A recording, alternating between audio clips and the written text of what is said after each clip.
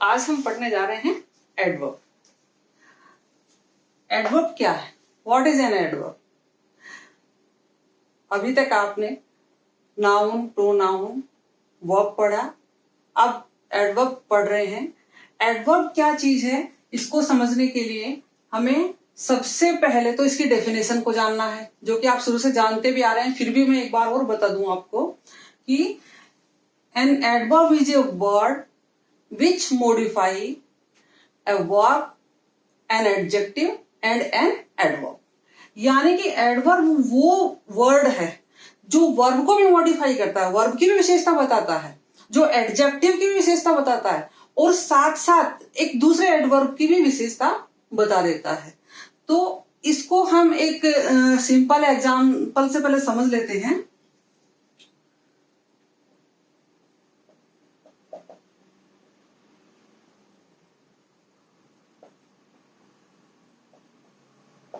Monika reads slowly.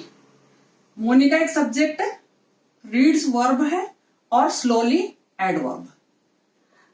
तो adverb हमें क्या बताता है? मोनिका पढ़ाई कर रही है, पढ़ती है, मोनिका पढ़ती है, लेकिन कैसे पढ़ती है? धीमे पढ़ती है, यानी उसके पढ़ने का तरीका बताता है हमें। तो ये एडवर्ब हमें क्या बता रहा है कि कोई काम किस तरीके से हो रहा है। फिर आगे हम और भी इसके काइंड्स पढ़ेंगे, पर ये किसको मॉडिफाई कर रहा है? यहाँ ये वर्ब को मॉडिफाई कर रहा है, पढ़ने के तरीके को बता रहा है। ये पढ़ना एक वर्ब है और ये वर्ब किस तरीके से एक्शन में आ रही है, ये चीज हमें ये बता रहा है। वो धीरे से पढ़ती है, धीरे धीरे पढ़ती है। तो अब हम एक और एग्जाम्पल देखते हैं।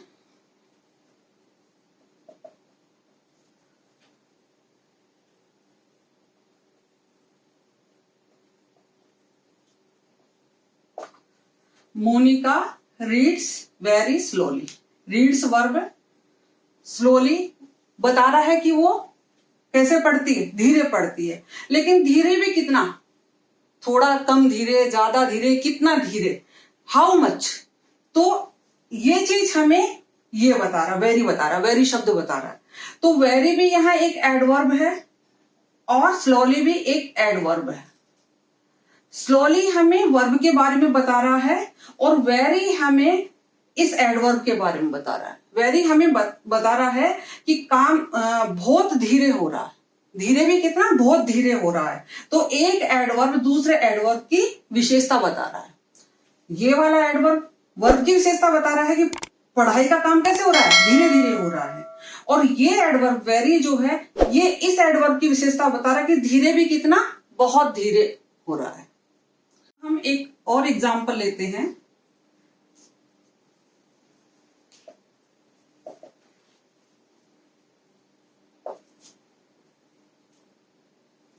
She is singing a very sweet song। तो यहां हम क्या देख रहे हैं? She subject, is helping verb, singing main verb, very adverb और स्वीट एडजेक्टिव किसके लिए है? सॉन्ग के लिए। क्या देखा हमने यहां पर? यहां हमने देखा कि स्लोली एक एडवर्ब है जो इस वर्ब को मॉडिफाई कर रहा है। यहां पर स्लोली इस वर्ब को मॉडिफाई कर रहा है, लेकिन वेरी स्लोली को मॉडिफाई कर रहा है। एडवर्ब एडवर्ब को मॉडिफाई कर रहा है। लेकिन यहां हम देख रहे हैं कि यही एडवर्ब वेरी, यहां भी एडवर्ब भी है और ये यहां किसको मॉडिफाई कर रहा है? एक एडजेक्टिव को। स्वीट सॉन्ग, सॉन्ग की विशेषता स्वीट वर्ड बता रहा है। सॉन्ग कैसा है? स्वीट है। लेकिन स्वीट कितना? Very sweet. स्वीट की जो हाउ मच परिमाण बता रहा है, वो ये वेरी वर्ड बता रहा है। तो ये यहां पर ये एडवर्ब इस एडजेक्टिव को भी मॉडिफाई कर रहा है। तो हमने क्या देखा कि एडवर्ब एक वर्ब को मॉडिफाई करता है, दूसरे एडवर्ब को मॉडिफाई करता है और साथ ही साथ एक एडजेक्टिव को भी मॉडिफाई करता है। तो इसकी जो डेफिनेशन हमने देखी वो इस तरीके से है। अब हम आगे ये पढ़ेंगे कि एडवर्ब्स कितने काइंड्स के होते हैं, उनके काइंड्स पढ़ेंगे हम, उनको किस तरीके से हम यूज करेंगे ये पढ़ेंगे। तो आगे बढ़ते हैं। हाँ, तो अब हम देख रहे हैं कि एडवर्ब कितने तरह के होते हैं। तो मुख्य रूप से एडवर्ब को दो टाइप का माना गया है, एक तो सिंपल एडवर्ब और एक रिलेटिव एडवर्ब। तो सिंपल एडवर्ब में adverb of manner, adverb of place, adverb of time, adverb of frequency पढ़ते हैं हम, और फ्रीक्वेंसी के साथ साथ हम एडवर्ब ऑफ नंबर भी पढ़ लेते हैं, संख्या के बारे में। और रिलेटिव तो एक अलग से टॉपिक है, इनके बाद में अपन उनको अलग से डिस्क्राइब करेंगे। तो अब हम सबसे पहले पढ़ने जा रहे हैं adverb of manner. Adverb of manner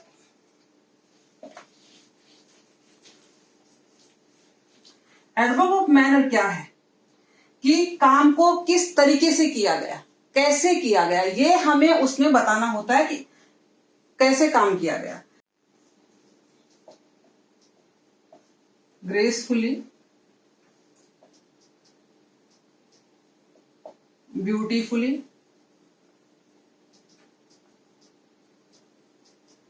carefully, slowly,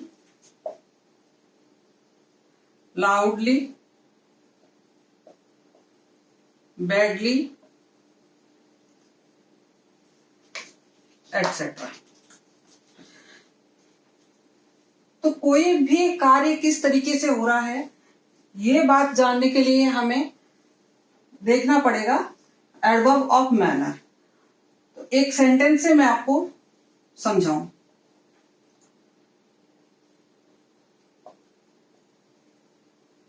She walks gracefully। वो कैसे चलती है? ग्रेसफुली चलती है। तो इस क्वेश्चन का आंसर किससे निकलेगा? हाउ से।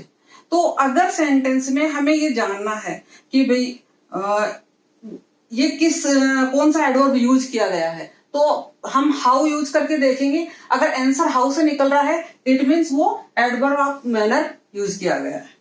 तो इसके लिए हमें हाउ से क्वेश्चन करना पड़ेगा सेंटेंस में।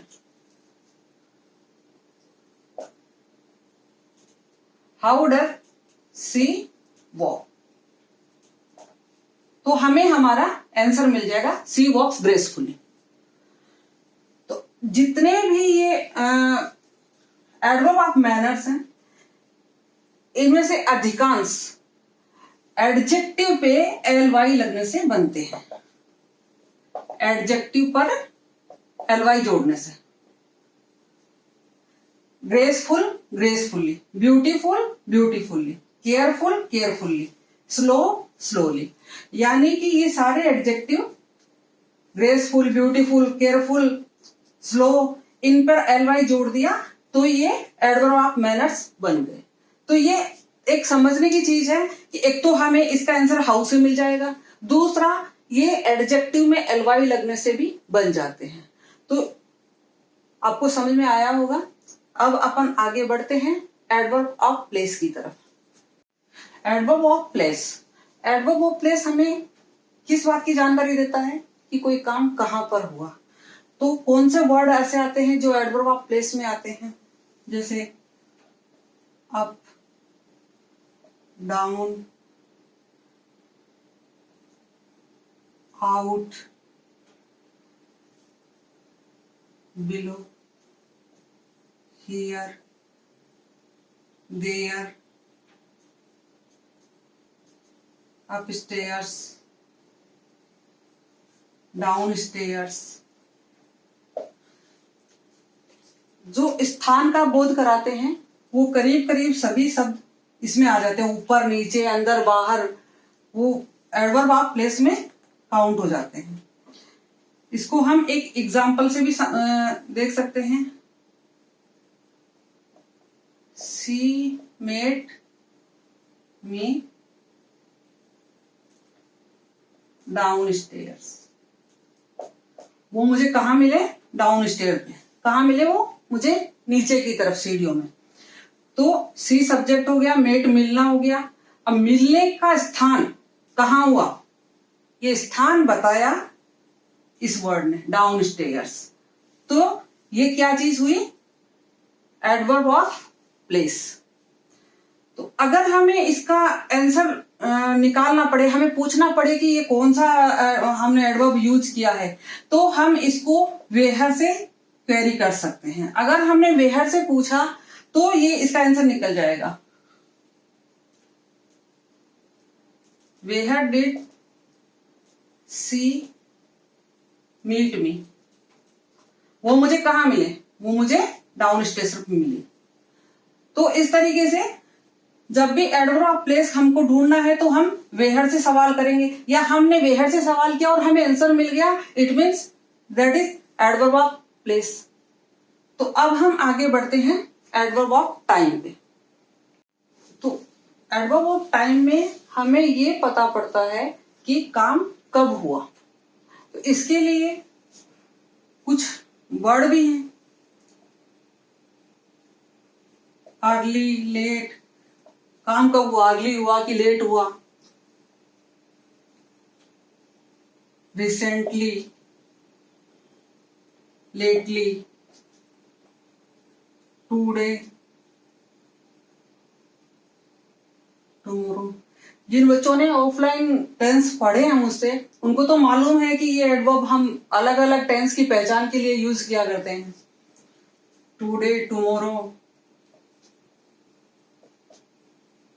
yesterday, last night। तो ये सब कुछ वर्ड्स ऐसे हैं जो कि हमें समय का ज्ञान कराते हैं।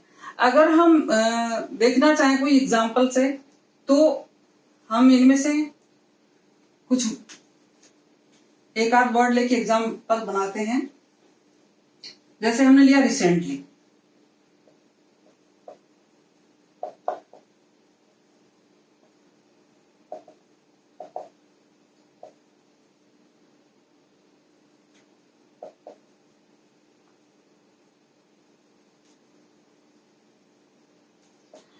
Rohit has finished his work recently. तो रोहित ने अभी अभी अपना काम खत्म किया है। कब खत्म किया है, रिसेंटली। वेन, वेन का मतलब क्या है, कब। तो अगर हम ये पूछना चाहिए कब खत्म किया है, तो क्या आंसर मिलेगा, रिसेंटली। तो इस तरह से हमने एडवर्ब ऑफ मैनर्स देखे, एडवर्ब ऑफ प्लेस देखे, एडवर्ब ऑफ टाइम देखा। अब हम आगे पढ़ेंगे एडवर्ब ऑफ, तो अब हम पढ़ रहे हैं adverb of frequency. Adverb of frequency हमें क्या बताता है कि कोई भी काम कितनी बार हुआ, बार बार हुआ, एक बार हुआ, 10 बार हुआ, हमेशा हुआ, कभी कभी हुआ। तो ऐसे जो वर्ड हैं वो एडवर्ब ऑफ फ्रीक्वेंसी में आते हैं, जैसे कि seldom, never, always, often,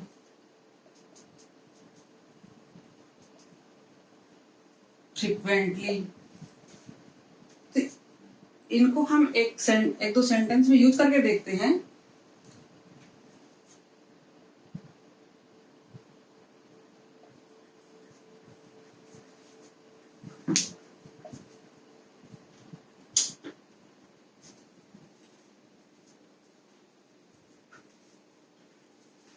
She always serves her in-laws. She subject, always adverb, serves एक वर्ब है, हर in-laws, हर एक पोजीशन प्रोनाउन है, और in-laws एक नाउन है।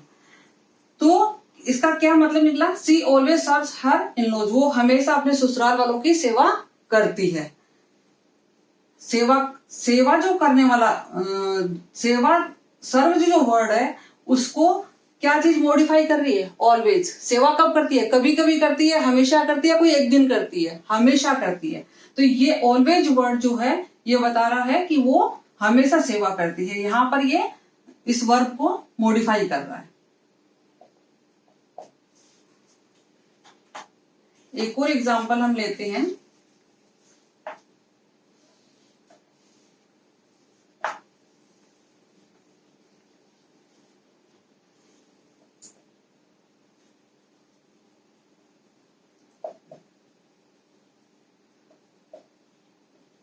Barking dog seldom bite.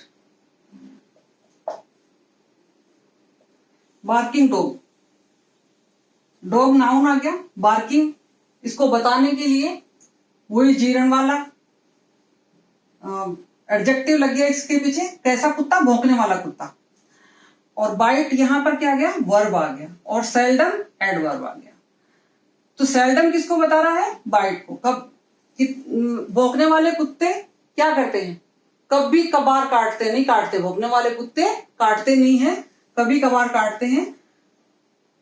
तो एक और लेते हैं हम एग्जांपल, जिससे और क्लियर हो जाएगा।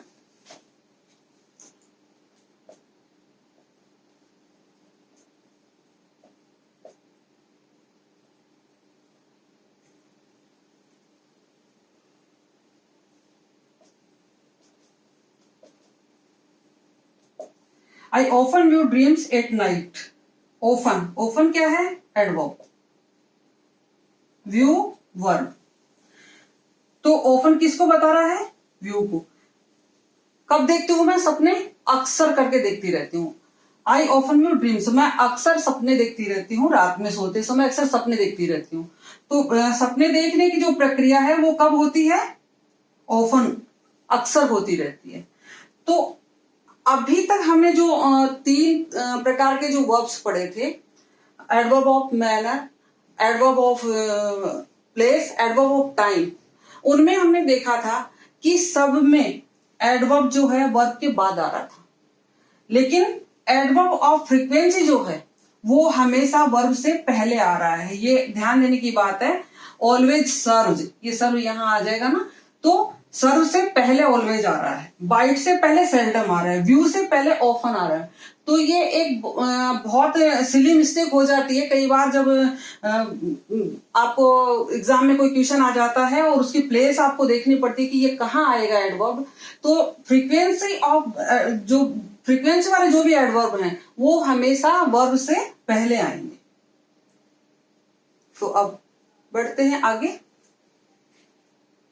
तो अभी हमने जो 4 काइंड्स ऑफ एडवर्ब पढ़े, adverb of manner, adverb of place, adverb of time, adverb of frequency, उनको हम कुछ एग्जांपल से ज्यादा बेटर तरीके से समझ पाएंगे। तो देखते हैं। The bride walked gracefully last night eight the stage.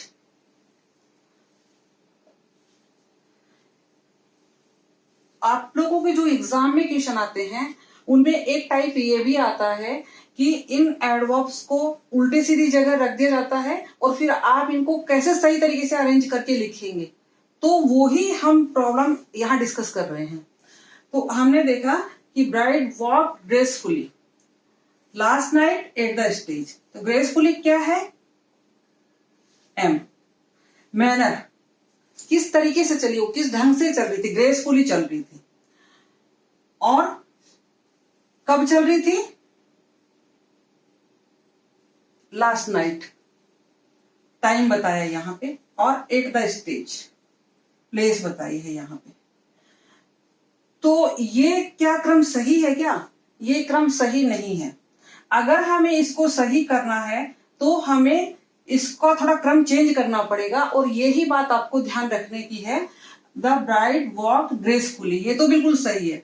सबसे पहला आएगा एडवर्ब ऑफ मैनर्स, कैसे चल रही थी, ग्रेसफुली चल रही थी। फिर उसके बाद में आएगा एट द स्टेज, प्लेस आएगा, एट द स्टेज, पी, और उसके बाद में टाइम आएगा, लास्ट नाइट। तो क्या कॉन्सेप्ट लगाया हमने, एम पी टी। सबसे पहले एडवर्ब ऑफ मैनर, फिर एडवर्ब ऑफ प्लेस, फिर adverb of time. The bride walked gracefully at the stage last night. कुछ ऐसा ही, both spoke at the meeting loudly yesterday. तो हम क्या करेंगे, एट द मीटिंग क्या है, प्लेस, लाउडली क्या है, मैनर, और यस्टरडे क्या है, टाइम। तो कौन सा क्रम गलत हुआ, लाउडली वाला। तो हम लाउडली को यहां ले आएंगे, both spoke loudly eight the meeting yesterday. तो हमारा सेंटेंस करेक्ट हो जाएगा। तीसरा हमने देखा Kuldeep comes always in the evening at my home. Always भी एक एडवर्ब है, in the evening time, at my home place, और ये एडवर्ब ऑफ फ्रीक्वेंसी। तो जैसे हमने ये तीन पढ़े ऐसे भी फ्रीक्वेंसी का भी पढ़ा ना। फ्रीक्वेंसी वाला कहाँ आएगा? हमेशा वर्ब से पहले आएगा। एडवर्ब ऑफ फ्रीक्वेंसी हमेशा वर्ब से पहले आता है। बाकी ये सब वर्ब के बाद आ रहे हैं, लेकिन ये पहले आता। तो ध्यान देंगे, Kuldeep always comes at my home in the evening. At my home कहाँ जाएगा? यहाँ पे। समझ में आया आपको? सबसे पहला कुलदीप, फिर आएगा एडवर्ब ऑफ फ्रीक्वेंसी ऑलवेज, उसके बाद वर्ब आएगी। ये एडवर्ब ऑफ फ्रीक्वेंसी वर्ब से पहले आ जाएगा। और फिर क्या आएगा? फिर आएगा प्लेस, जो कि हमने एमपीटी के रूल में पढ़ा था।